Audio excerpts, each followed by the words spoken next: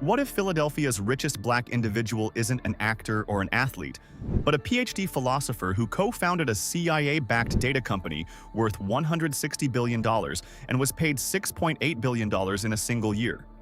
But he's only one of the 8 names we're going to look at as we embark on this jaw-dropping list of the richest black men from Philadelphia. And trust me, each of these stories is wilder than the last. Let's count them all. Number 8. Questlove, the cultural capitalist running Philadelphia's most underrated business empire. Let's begin with an interesting question. At what point does a musician stop being a musician and start being a media company with a drum kit? For Amir Thompson, aka Questlove, that transition happened so gradually and so completely that most people missed it while it was happening. He was raised in Philadelphia and is currently the co-founder of The Roots, with a net worth sitting between $14 million and $16 million, and is built across a range of income streams that reflect the kind of creative diversification most artists theorize about and almost none actually execute. His annual salary as bandleader on The Tonight Show is estimated at $6 million, which is a number that deserves a moment, because it means he earns more from sitting behind a drum kit on late-night television than most people will accumulate across an entire career. His music royalties from the Roots catalog, his production credits for artists like Erykah Badu and John Legend, and his directing fees flow alongside it. Then in 2021, he directed Summer of Soul, a documentary about the 1969 Harlem Cultural Festival that had been sitting in a vault for 50 years, and won the Academy Award for Best Documentary Feature. That is the kind of creative contribution that permanently elevates your cultural standing and your commercial leverage simultaneously. Major brands noticed. Adidas, Cadillac, and Nike are among the partnerships that followed. His Philadelphia footprint is tangible. He hosts the annual Roots Picnic in the city, an event that generates millions of dollars in local economic activity and functions as both a cultural institution and a brand platform. His investments include Philadelphia real estate and a vegetarian cheesesteak venture marketed in stadium food stalls, which is either the most Philly thing imaginable or a deliberate provocation to the city's purists. Probably both. He attended the High School for the Creative and Performing Arts right here in Philadelphia and has never really left, in identity, in investment, or in intention. Next up, we have a man who didn't build his wealth through music. He built it through one of the most extraordinary redemption arcs in the history of American sports. Number 7. Bernard Hopkins. From a prison cell to world champion at 48. Bernard Hopkins spent time in Graterford Prison in Pennsylvania before he ever threw a professional punch. He has said that prison saved his life, that the discipline of boxing, which he first encountered inside, gave him a structure and a purpose that the streets of North Philadelphia had never provided. What he built after walking out of those gates is one of the most remarkable careers in the history of professional sports, and the financial architecture he constructed around it is even more interesting than the record. His nickname was the Executioner. His career lasted 28 years, an almost incomprehensible span in a sport where the human body is the primary asset and depreciation is constant and visible. He became the oldest world champion in boxing history at 48 years old. His in-ring earnings totaled over $60 million, including a $10 million purse for his 2004 victory over Oscar de la Hoya, one of the most anticipated fights of that era. His current net worth is estimated at $40 million. That $40 million, against $60 million in career earnings, might look like a relatively modest preservation rate. But Hopkins is the outlier in his sport, not the cautionary tale. While contemporaries burned through fortunes on cars, entourages, and lifestyle overhead, Hopkins put his money into government bonds and income-generating real estate. Houses and apartment complexes that produce returns without requiring his name in lights. His most significant business position is his partnership in Golden Boy Promotions, Oscar de la Hoya's firm, which ensures he continues to earn from the business of boxing long after his last fight in 2016. He grew up in North Philadelphia. He has consistently returned to mentor young athletes in the city. The discipline that he developed in prison and refined through nearly 3 decades of elite competition never left. And it shows in the one financial metric that matters most. He still has the money. Let's head to our next black man who turned an $80 million contract and a legendary reputation for technical fouls into a coaching career and community investment portfolio that nobody really expected. Number 6. Rasheed Wallace. The North Philly legacy. Worth $75 million. If you follow basketball history at any level, you already know the ball don't lie story. Rasheed Wallace, North Philadelphia native, Simon Gratz High School product, one of the most technically gifted and temperamentally unpredictable big men of his era, holds the all-time NBA record for technical fouls. He collected them the way other players collected assists, consistently, enthusiastically, and with a kind of philosophical commitment to the principle that referees were frequently wrong. What is less discussed is the financial picture. His net worth sits at approximately $75 million, built on a career that included an $80 million contract with the Portland Trail Blazers in 1997 and a $58.7 million deal with the Detroit Pistons in 2003, the latter of which was part of the championship run that brought Wallace his ring in 2004. His total career earnings across 20 seasons represent one of the more substantial accumulations in his generation of NBA players. Here is the question the financial story raises. How does someone who earned that much across those contracts arrive at $75 million rather than something significantly larger or smaller? The answer is a mix of deliberate lifestyle choices. Wallace was never a conspicuous spender at the level of some of his peers, and the specific decisions he made about where to put the money. He invested in community-focused ventures and real estate rather than high-risk ventures, and he kept his overhead relatively controlled. His post-playing career has centered on coaching and mentorship. He has worked with several NBA organizations and consistently returned to Philadelphia to work with young players at the grassroots level. The Simon Gratz community that produced him has remained a reference point for his philanthropic attention.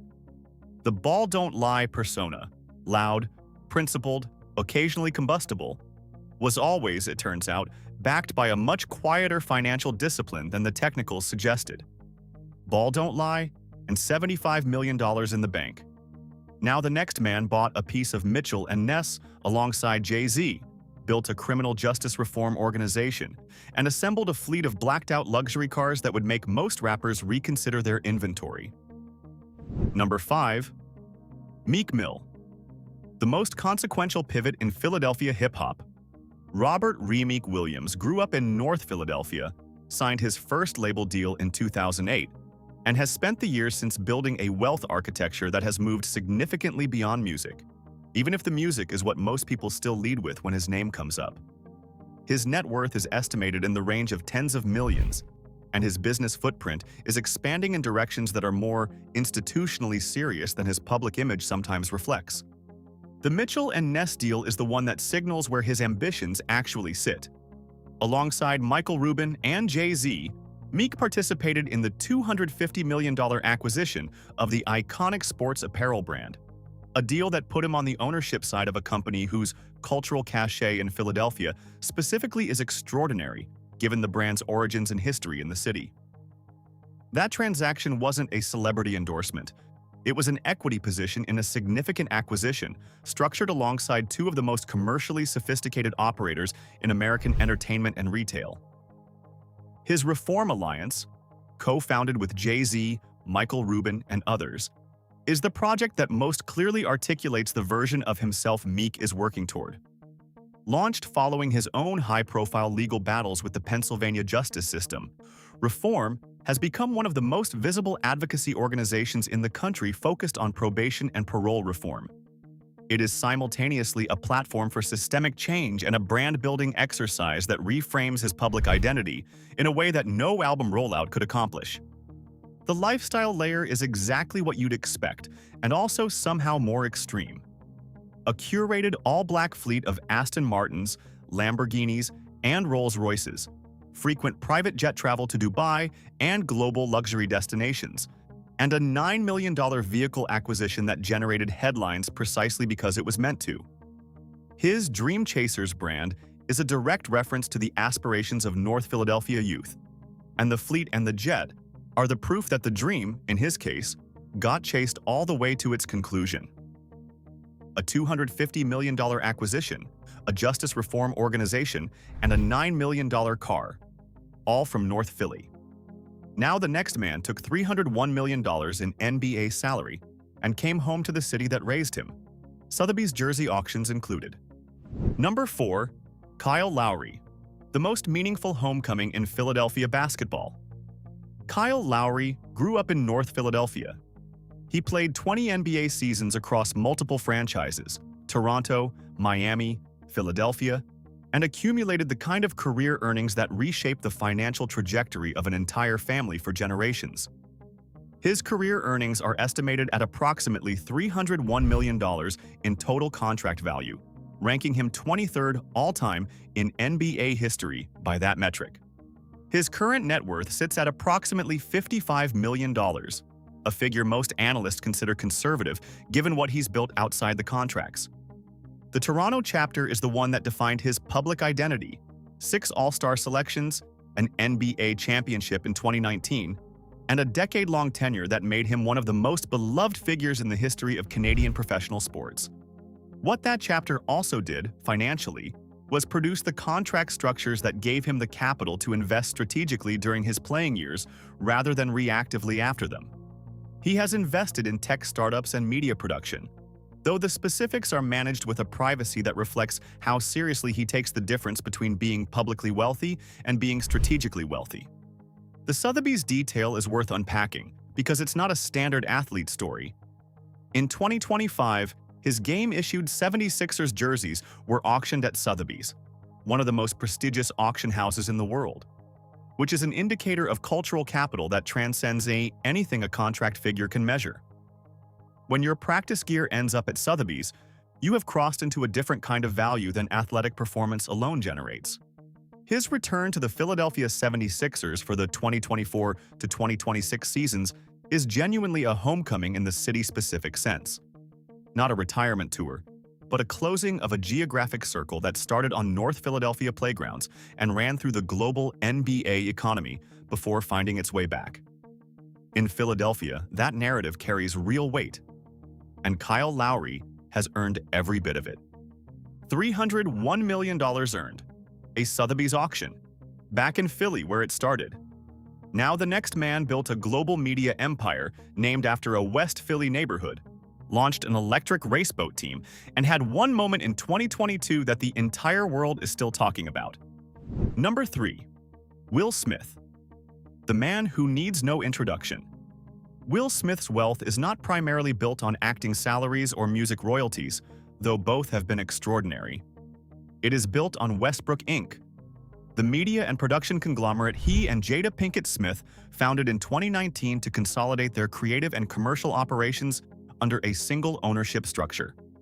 At its 2021 peak valuation discussions, the company was being considered for acquisition deals that would have valued it at nearly $1 billion. Its subsidiaries include Overbrook Entertainment, Westbrook Studios, Red Table Talk Enterprises, and the now-sold German firm Telepool. His net worth is estimated at approximately $350 million, a figure built on the most consistent box office track record of any actor of his generation, a music career that pioneered hip-hop's mainstream crossover, and a production infrastructure that captures equity rather than just fees. Overbrook Entertainment, his production company, is literally named after the West Philadelphia neighborhood where he grew up, which is the kind of detail that tells you how deliberately he has kept the origin story woven into the business architecture. The 2022 Oscar ceremony is the moment the entire world knows, and any honest account of Smith's current wealth and legacy has to acknowledge it. Not because it defines him, but because it has shaped the public context around everything he does since. The commercial impact on certain partnerships was real. The reputational recalibration is ongoing. What's also true is that Westbrook's underlying asset base, the catalog, the production infrastructure, the platform relationships, remains intact, and Smith's ability to generate bankable projects for major platforms has not fundamentally changed. His pivot into sustainable sports technology through an all-electric raceboat team in the UIME One World Championship is the most recent signal of where his attention is moving. It is simultaneously a genuine environmental investment, a brand repositioning exercise, and the kind of novel venture that generates the kind of press coverage that reminds audiences that Will Smith remains culturally active and commercially ambitious. West Philly built the foundation. The rest of the world has been building on top of it ever since. Next up is a man who is Philadelphia's most visible billionaire, and his garage alone is worth more than most people's entire career earnings. Number 2. Kevin Hart. A $650 million media company and a 1970 Dodge Charger named Hellraiser. Kevin Hart grew up in North Philadelphia. He tried stand-up comedy in local clubs, got booed off stages repeatedly, kept going, and eventually built what is now one of the most diversified entertainment and business empires attached to any comedian alive. His net worth is estimated between $450 million and $500 million. His media conglomerate, Hartbeat, formed through the merger of Laugh Out Loud and Hartbeat Productions, backed by $100 million from private equity firm Abry Partners, carries a standalone valuation of approximately $650 million. That is not a production company. That is an institution. His business expansion runs in every direction simultaneously. Gran Coramino Tequila is his spirits venture, positioned at the premium end of a market that has been extraordinarily lucrative for celebrity-backed brands that are actually built rather than simply endorsed. Hart House is his plant-based fast food concept. His energy drink investments add another consumer goods revenue stream. His Philadelphia real estate investments and local restaurant portfolio keep capital circulating in the city that made him, which is both a philanthropic gesture and a sound investment in one of the most undervalued urban markets in the Northeast. And then there's the car collection, which is genuinely one of the most interesting celebrity vehicle portfolios in existence because it reflects a specific kind of obsessive connoisseurship rather than just purchasing power.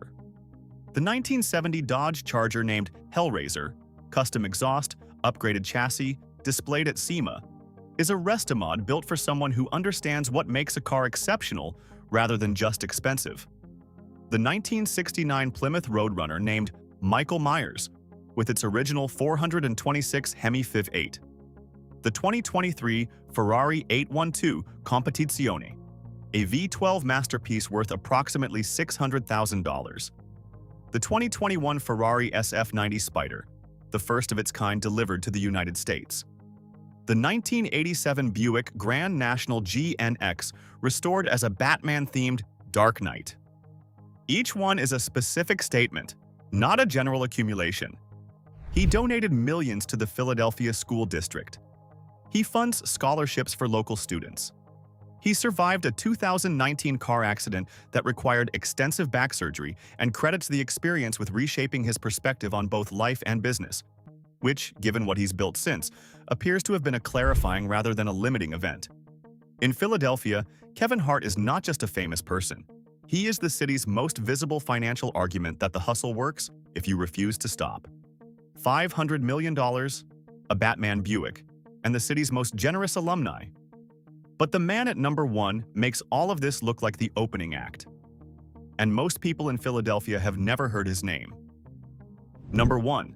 Alexander Karp, creator of the most powerful data company you've never heard about. Alexander Karp grew up in Philadelphia, the son of a Jewish clinical pediatrician father and a black artist mother. A combination that produced somehow the CEO of one of the most consequential and controversial technology companies in American history. He attended Haverford College just outside the city, earned a JD from Stanford, completed a PhD in social theory at Goethe University in Frankfurt, spent years as a research academic and author, and then, through his Stanford connection with Peter Thiel, co-founded Palantir Technologies in 2003. Stop for a second and let that career arc breathe. Philosophy PhD, academic researcher. Published author. Data analytics and AI company worth $160 billion. CIA client. FBI client. Department of Defense contractor. Bilderberg Steering Committee member.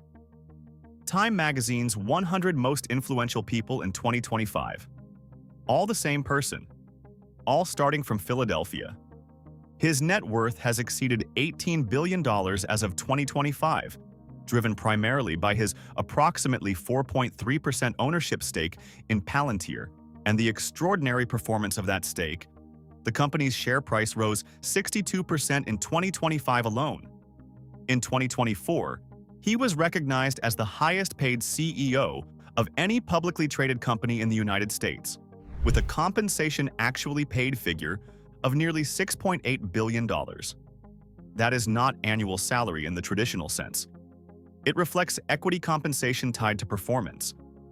But the number is accurate, and it is genuinely staggering.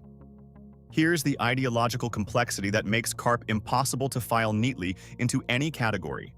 He has historically identified as a socialist. He explicitly rejects what he calls woke culture. He describes himself as a techno-nationalist, an advocate for the technological dominance of Western liberal democracies who believes that the United States winning the AI and data competition is a moral imperative, not just a commercial one. He quotes Samuel Huntington in board meetings. He practices martial arts and conducts interviews while walking. He owns a Colorado ranch. He is, by essentially every conventional measure, one of the most unusual billionaires alive. Palantir's government contracts with intelligence agencies, defense departments, and law enforcement agencies across the Western world have generated sustained criticism from privacy advocates who argue that the company's data capabilities represent a structural threat to civil liberties. Karp's response has consistently been that the alternative, ceding that technological capability to adversaries, is worse. That debate is genuinely unresolved, and it is happening at the highest levels of global policy precisely because Palantir's tools are that consequential. Philadelphia made him curious, then rigorous, then rich beyond almost any reasonable projection. 8 individuals. 8 completely different blueprints for what wealth looks like when it starts in one of America's most complicated, most historically rich, most perpetually underestimated cities.